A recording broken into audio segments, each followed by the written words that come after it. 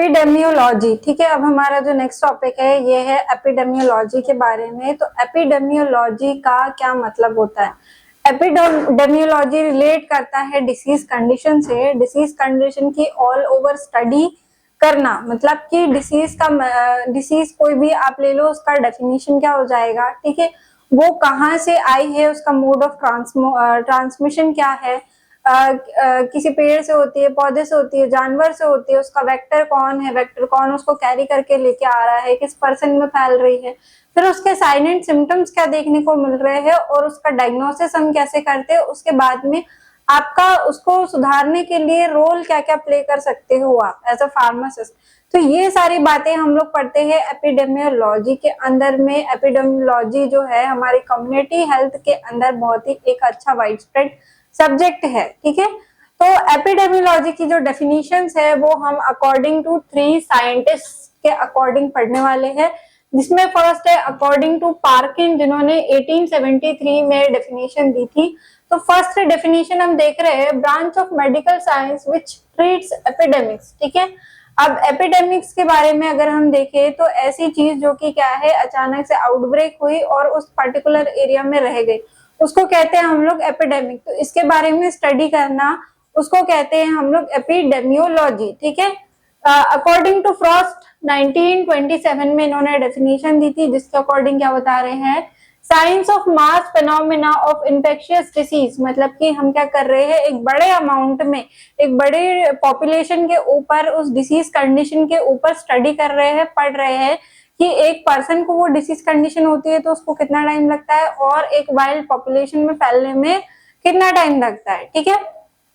Third क्या है, according to McMahon 1960, McMahon ने 1960 में डेफिनेशन दी है, the study of distribution and determinates of disease frequency in a man, ठीक है। मतलब कि क्या एक पर्सन के अंदर जो डिसीज कंडीशन है वो कैसे फैल रही है, डिस्ट्रीब्यूट हो रही है, और डिटर्मिनेट्स मतलब उसके क्या क्या कारक हो सकते हैं, क्या क्या कारण हो सकते हैं उस डिसीज कंडीशन को फैलने के लिए, ठीक है। तो ये 3 डेफिनेशन है एपिडेमियोलॉजी के बारे में। एपिडेमियोलॉजी मतलब एक ऐसी स्टडी जिसमें आप क्या कर रहे हो, डिटर्मिनेट कर रहे हो और डिस्ट्रीब्यूशन कर रहे हो, स्टडी कर रहे हो किसका, डिसीज कंडीशंस का, ठीक है। अब हम लोग पढ़ेंगे कि एम्स क्या क्या होंगे एपिडेमियोलॉजी के। आपको ये बहुत ही मोस्ट इंपॉर्टेंट टॉपिक है, एग्जाम्स में पूछ सकते हैं, तो आप इसको ध्यान रखेंगे। एम्स ऑफ एपिडेमियोलॉजी क्या है, study of incidence, distribution and prognosis of disease problem, मतलब कि डिसीज कंडीशन जो है हमारे पास में, कोई भी बीमारी, उसका इंसिडेंस मतलब कि कब हुई है वो, ठीक है। इसके बाद में डिस्ट्रीब्यूशन कैसे फैली है वो, और इसके साथ में प्रोग्नोसिस मतलब कि किस लेवल पे चल रही है, किस लेवल पे फैलते जा रही है, इसके बारे में पता करना, ठीक है। ये एम होता है एपिडेमियोलॉजी का। सेकेंड एम क्या है, describe the health status of human population, मतलब कि ह्यूमन पॉपुलेशन हमारे आसपास की जनसंख्या की हेल्थ के बारे में पता करना, in order to provide information for planning, किसके लिए, इंफॉर्मेशन प्रोवाइड कराने के लिए कि हम इस आउटब्रेक को कैसे रोके। जैसे हमने बात करी है कि बारिश के टाइम पे क्या होते हैं, मच्छर मक्खी ज्यादा हो जाते हैं, तो जिससे डेंगू टाइफाइड जैसी जो बीमारियां है वो वाइड स्प्रेड बहुत ज्यादा फैलती हुई दिखाई देती है। तो उसके प्लानिंग के लिए हेल्थ सेक्टर्स वाले क्या करते हैं, नगर निगम को बोलते हैं कि आप क्या करो, फॉग मशीन चलाओ, ठीक है, जिससे क्या है जो मच्छर और मक्खी है उनके लार्वा खत्म हो जाए, जो गड्ढे है उनको भरवाओ। तो नगर निगम वाले क्या करते हैं, आपके एरिया में फॉग छोड़ते हैं जहां पे भी मच्छर और मक्खी आपको ज्यादा दिखाई दे रहे हो, ठीक है। तो ये हेल्थ प्लानिंग करने के लिए, इवैल्यूएशन मतलब उसका निष्कर्ष तक पहुंचने के लिए कि किस कारण से हो सकती है और कब तक ठीक हो सकती है, and management of health promotion, और उसका मैनेजमेंट करने के लिए, ठीक है, उसको मेंटेन बनाए रखने के लिए किसे, पब्लिक की हेल्थ को, एंड रीबुल्ट सिस्टम, और फिर से जो पब्लिक है उसको हेल्दी कराने के लिए। मतलब आप अगर वन लाइनर में सेकंड पॉइंट या सेकंड एम को समझे तो पब्लिक हेल्थ के प्रमोशन के लिए, ठीक है, पब्लिक हेल्थ को मैनेज करने के लिए, इसके साथ में इवैल्यूएशन निकालने के लिए कि पब्लिक हेल्थ कितनी अच्छी है और कितनी इफेक्ट हो रही है किसी भी डिसीज कंडीशन के कारण। थर्ड क्या है, provide data that many further B use for identification of aetiological factors of health and disease, aetiological factors क्या हो जाएंगे, किस कारण से हो सकती है ये डिसीज कंडीशन, उसका पूरा डाटा कलेक्ट करने से। जैसे कोविड हमारे सामने पहली बार जब आया तो उसका आइडेंटिफिकेशन हमने कैसे करा, उसके इटियोलॉजिकल फैक्टर्स को देख करके, मतलब होने के कारण को देख करके। अगर हमें उसका कारण नहीं पता होता तो हम उसके आगे स्टडी ही नहीं कर पाते, ठीक है। तो ये इसका क्या आइडेंटिफिकेशन करने के लिए एक पूरा का पूरा उसकी स्टडी कर रहे हैं हम लोग, उसको क्या कर रहे हैं, इटियोलॉजिकल फैक्टर्स को पता कर रहे हैं।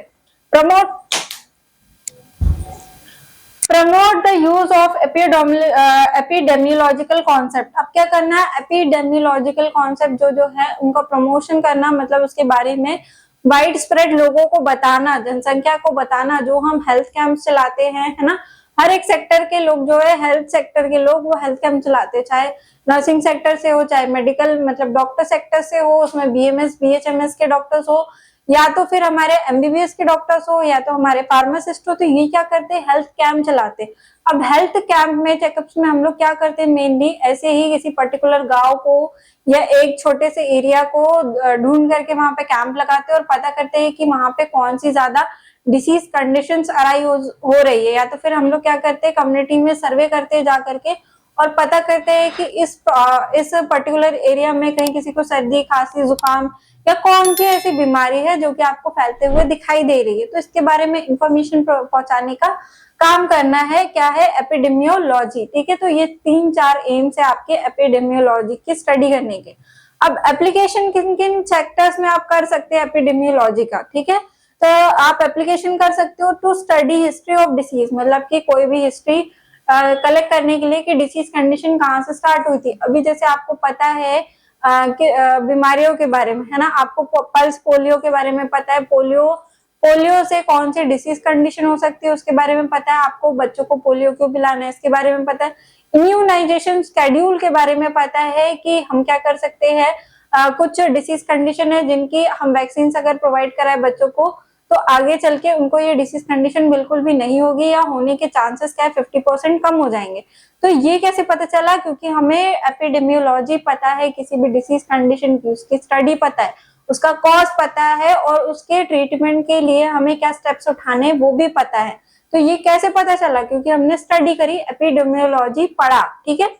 सेकंड क्या है, कम्युनिटी डायग्नोसिस। अब किसी भी कम्युनिटी एरिया में अगर डेंगू हो रहा है तो उसके बारे में आपने क्या किया, उसको डिटरमाइन करने के लिए कि इस पर्टिकुलर एरिया में सभी घरों में 1-1% इन्फेक्टेड है डेंगू से, या 50 में से 30 घर इन्फेक्टेड है डेंगू से। तो ये क्या है, कम्युनिकेबल डिसीज के डायग्नोसिस करने, मतलब पता लगाने के लिए, कम्युनिटी डायग्नोसिस करने के लिए, ठीक है। थर्ड क्या है, look at risk of individual as they affect groups of population, ठीक है। अब रिस्क जैसे हम कोविड के टाइम पे ही देख रहे थे कि अगर आपके गली या मोहल्ले में 1% को कोविड हो गया है तो उसकी वजह से कितना ज्यादा रिस्क है आपके उस पॉपुलेशन में फैलने का, ठीक है। तो ये क्या हो जाएगा, थर्ड पॉइंट, मतलब एक पर्टिकुलर पर्सन से वो आपके एरिया में कैसे फैल सकता है, कितने लोगों को अफेक्ट कर सकता है, इसके बारे में देख रहे हैं। Fourth, assessment, evaluation and research, मतलब कि असेस करना, उसको स्टेप बाय स्टेप स्टडी करना, ठीक है। इवैल्यूएशन, अब स्टडी करने के बाद में आपको क्या समझ में आ रहा है वो निष्कर्ष निकालना, और उसके साथ में रिसर्च, इसको हम और कौन से स्टेप्स के थ्रू अच्छा कर सकते हैं डिसीज कंडीशन को, हेल्थ को, उसके बारे में रिसर्च करना।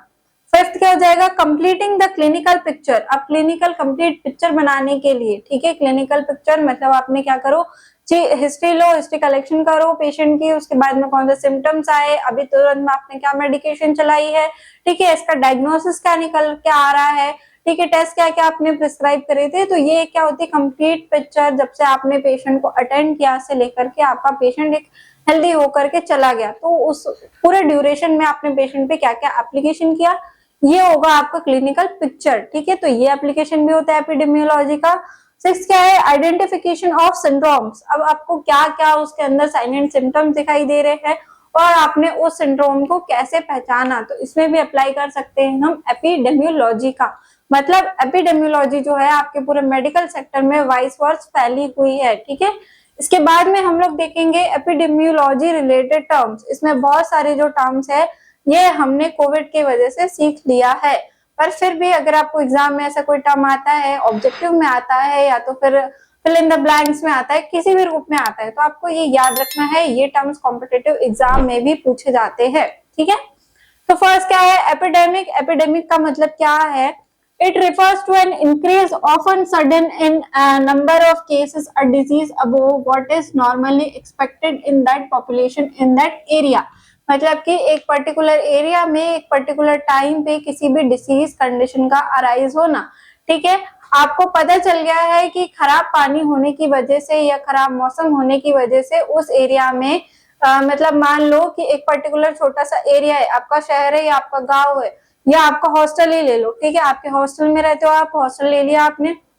अब उस हॉस्टल में मान लो कि आपका जो वाटर सप्लाई है वो बारिश के टाइम पे बहुत ही ज्यादा गंदा होने लग जाता है, जिसकी वजह से आपके हॉस्टल के बच्चों की 100 की पॉपुलेशन में कम से कम 40 से 50 बच्चे जो है वो बीमार पड़ गए हैं, उनको फूड पॉइजनिंग हो रही है, टाइफाइड की प्रॉब्लम हो गई है ना, डेंगू की प्रॉब्लम हो गई है। तो इस तरीके की जो प्रॉब्लम्स है वो आपको देखने को मिली। तो ये क्या है एपिडेमिक, ठीक है, कि एक पर्टिकुलर एरिया में एक पर्टिकुलर टाइम पे एक डिसीज कंडीशन आउटब्रेक जो एक्सपेक्टेड थी वो हुई है, ठीक है। तो इसका मतलब क्या है एपिडेमिक।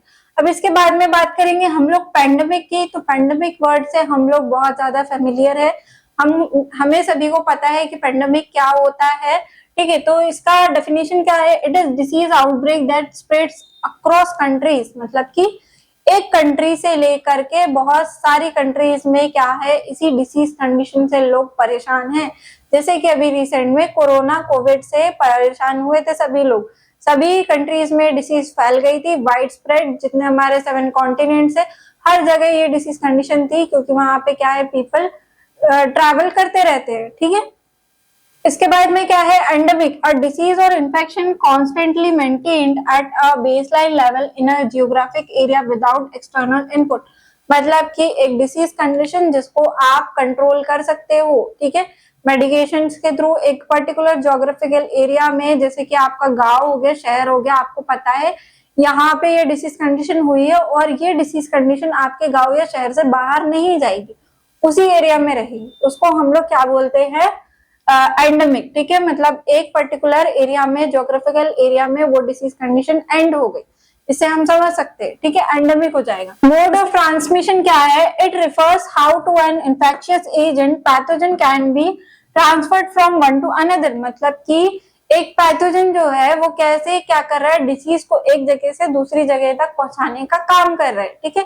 तो इसे कहते हैं हम लोग मोड ऑफ ट्रांसमिशन। अब मोड ऑफ ट्रांसमिशन के अंदर 3 चीजें हम लोग मेनली देखते हैं, जिसमें से होता है होस्ट, वेक्टर और माइक्रो ऑर्गेनिज्म या पैथोजन, ठीक है, जो कि क्या कर रहा है होस्ट को इन्फेक्टेड कर रहा है, इन्फेक्ट करेगा, ठीक है। तो ये 3 चीजें हम लोग मोड ऑफ ट्रांसमिशन में पढ़ेंगे जब आगे डिसीज कंडीशन के बारे में डिस्कस करेंगे। इसके बाद में क्वारंटीन। क्वारंटीन क्या होता है सभी को पता है, आइसोलेशन का टाइम। मतलब कि एक पर्सन इन्फेक्टेड हो गया है, उसको हम बाकी पर्सन से अलग कर दे, ताकि क्या है बाकी जो अदर कम्युनिटी या पॉपुलेशन में पर्सन है, हेल्दी पर्सन है, वो उन चीजों से इन्फेक्टेड ना हो, उनमें infection same as it is ना फैले। नेक्स्ट है आइसोलेशन। आइसोलेशन पता है आप लोगों को, सेपरेट करना सिक पीपल को फ्रॉम हेल्दी पर्सन, ठीक है। एक इंसान को क्या करना है, एक अलग कमरे में रख देना, आइसोलेशन में रखना, ताकि दूसरे लोगों को इन्फेक्शन ना पहुंचे। और क्वारंटीन एक लंबे टाइम पीरियड के लिए आइसोलेशन में रहना, मतलब अलग अलग रहना होता है। डिफरेंस होता है यही क्वारंटीन और आइसोलेशन में, ठीक है।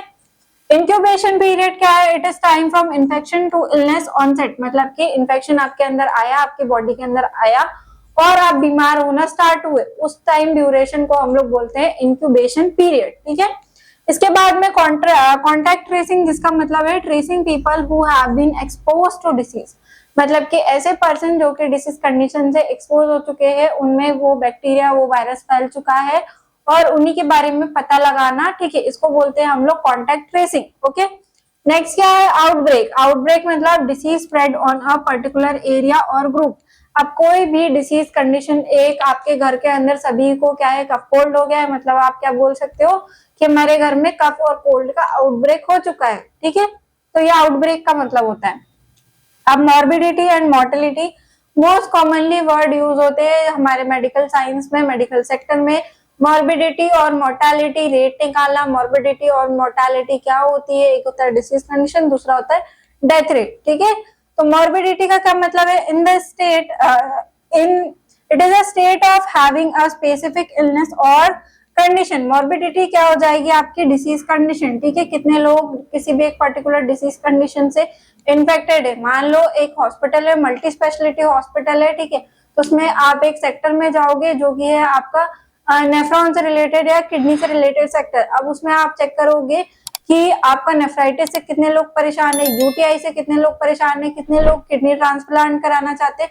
तो ये क्या है? डिसीज कंडीशन होने का रेट, ठीक है, उस डिसीज कंडीशन के कितने ज्यादा आपके परसेंटेज में लोग प्रेजेंट है। ओके, इसके बाद में होता है मोर्टालिटी। मोर्टेलिटी क्या है? It refers to number of death that have occurred due to a specific illness, ठीक है, किसी भी एक स्पेसिफिक इलनेस की वजह से कितनी आपके एक पर्टिकुलर एरिया में डेथ हुई है, उसको कहते हैं हम लोग मोर्टेलिटी। तो मॉर्बिडिटी मतलब डिसीज कंडीशन, मोर्टेलिटी मतलब death rate because of that disease condition. तो ये क्या हो जाएंगे? हमारे टर्म्स हो जाएंगे एपिडेमियोलॉजी के, जो कि हम लोग यूज करेंगे जब हम डिसीज कंडीशन को पढ़ेंगे, ठीक है।